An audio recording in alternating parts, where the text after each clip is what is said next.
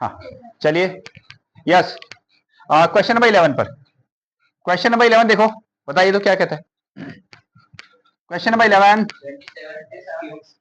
27x का cube plus y का cube plus z का क्यूब माइनस 9xyz, 9xyz ऐसा बन गया। ठीक है, अब लेकिन ये फॉर्मूला तो हमको इसके जैसे दिख नहीं रहा ना। ठीक है, यहाँ 3 है, यहाँ 9 है। पहले आप इसमें देखो, यहाँ एक ये x था, ये y था, ये z था, ये सिंगल सिंगल टर्म थे। यहाँ x की जगह में कितना आ गया 27। ठीक है, और ये कितना है y, ये कितना है z। पहले हम इसको तोड़ेंगे कि x की जगह में हम क्या लिखने वाले हैं, खाली x लिखने वाले हैं या नंबर को भी लेंगे। हाँ तो देखो 27 किसका क्यूब होता है, हाँ 27 जो होता है 3 का क्यूब होता है। ये 3 का क्यूब लिखा और कितना आया आपका x का क्यूब, ऐसा बन जाएगा।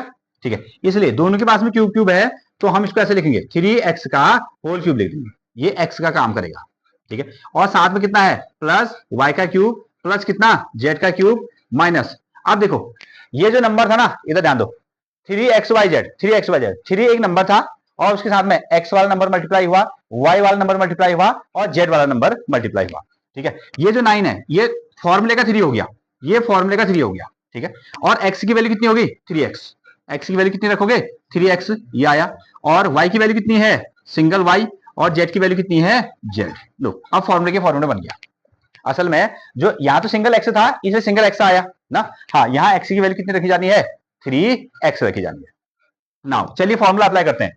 तो अगर ऐसा होगा तो हम क्या लिखते हैं इसको, पहले इस पोर्शन को लिख लो, x plus y plus z, x plus y plus z, तीनों को एक बार क्या करोगे ऐड, तीनों को एक बार क्या करने वाले हो ऐड। ठीक है, पहला नंबर क्या हो गया, x की वैल्यू बन गई 3x, y की वैल्यू y और z की वैल्यू z, तो तीनों को हम ऐड करते हैं 3x plus y plus Z, ये हमने ऐसे लिख दिया।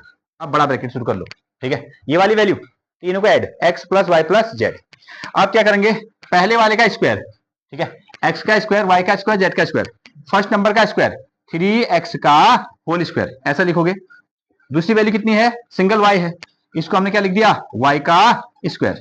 तीसरी वैल्यू क्या है z, इसका क्या कर दोगे स्क्वायर कर दोगे। ठीक है, अगेन अब क्या करना है, इन दोनों को मल्टीप्लाई करना है, माइनस का sign x into y, x into Y.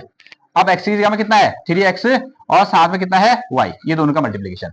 Now minus, फिर क्या करेंगे y into z, y into z, y की जगह में y है, z की जगह में z है, तो सिंपल कितना आ गया y z आ गया। ठीक है, माइनस का साइन, फिर क्या करेंगे x into Z, x into Z, और x की वैल्यू कितनी है 3x है और साथ में कितना मल्टीप्लाई होना है z होना है, ये ब्रैकेट हमने इस पर लगा दिया।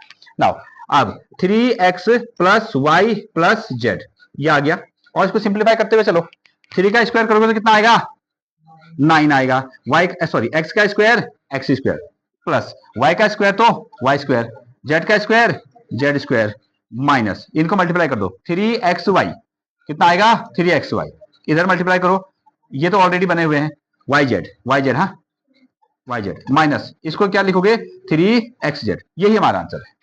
ठीक है, ये इस चैप्टर का लास्ट वाला फॉर्मूला था। ओके, नोट करें। अब इस पर जो अगला क्वेश्चन होगा ना, वो इस फॉर्मूले पर बेस्ड है।